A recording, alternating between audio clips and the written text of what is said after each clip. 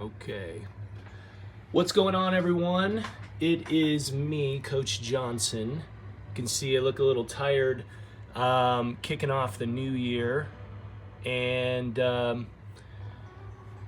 we wanted to talk basically about a couple things that are going on. So the last few weeks, we're going to put this out so that way, just kind of touch base. We're going to get things warmed up. And where am I going? Well, basically, I got hit with this idea.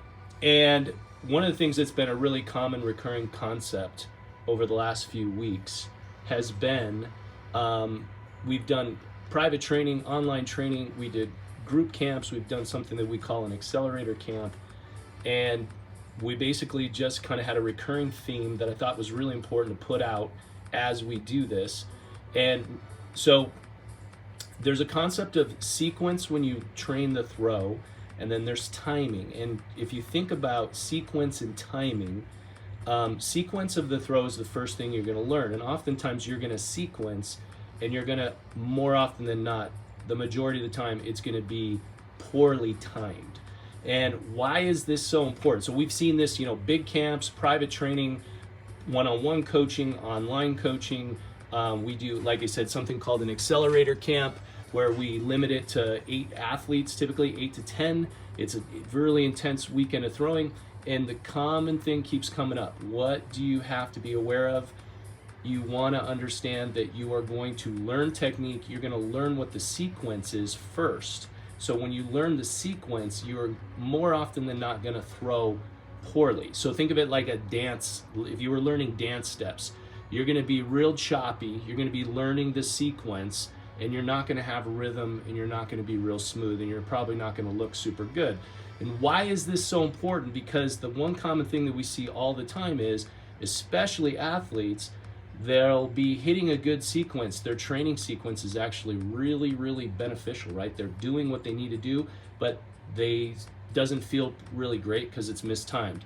So if it's mistimed, you throw a sector foul, you lose power, you fly the discus wrong, it comes off your hand wrong, you don't throw as far, you do all these different things that are a result of bad timing, but often your sequence is on point.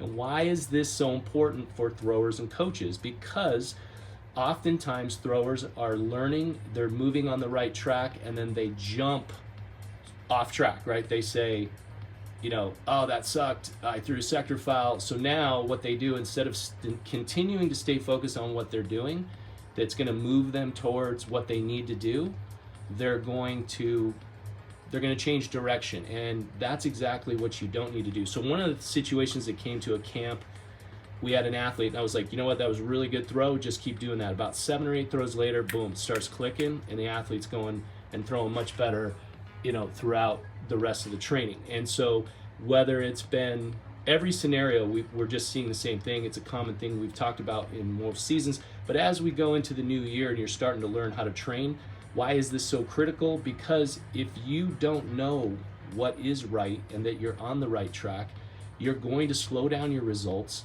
because oftentimes you're doing exactly what you need to do, or you've been moving in the right direction, and then you change direction because you're impatient and you don't know how to look at that. And that goes back to learning how to see film, look at your video, and so make sure that you know how to break it down. That's one of the really critical things that you have to learn as a thrower. So I had a moment, thought I would go live.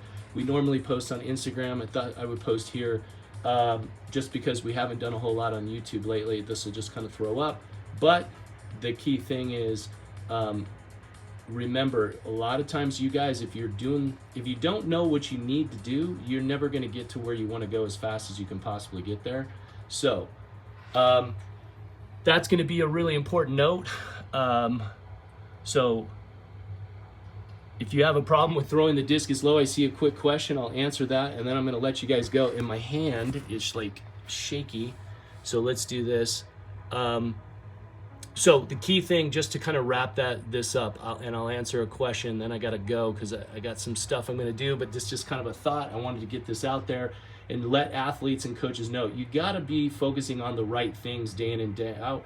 We have an entire system. That's how you do that. So if you're looking, if if you want to make sure that you're improving at the fastest possible rate, be sure to check out AreteThrowsNation.com. Click the link that's going to be in the description. You'll see different programs we have. We have live coaching program online every week, program called TCR Throwing Chain Reaction Method Program, and that basically is live coaching every week. We lay out your training plans, we show you your drills, you get every single thing you could possibly need, and nothing beats live coaching.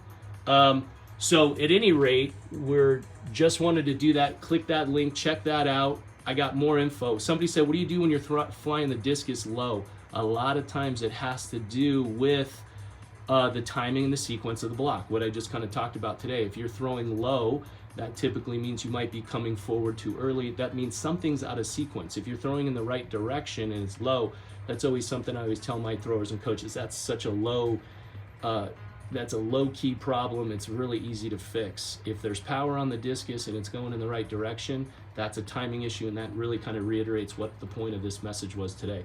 See Big Dave Lee on there. Great to see you. I just thought I would go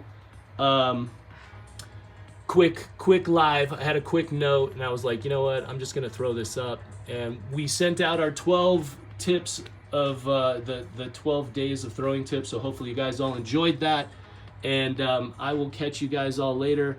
And check out the things. We'll have more things, how to stay down on the finish. That has a lot to do with the start. Remember, your finish has to do with the start. This is what we always talk about, sequence versus timing. Anyway, guys, thanks for watching. There'll be more. Like I said, just sitting here at the desk. Something popped I thought I'd share. You guys take it easy.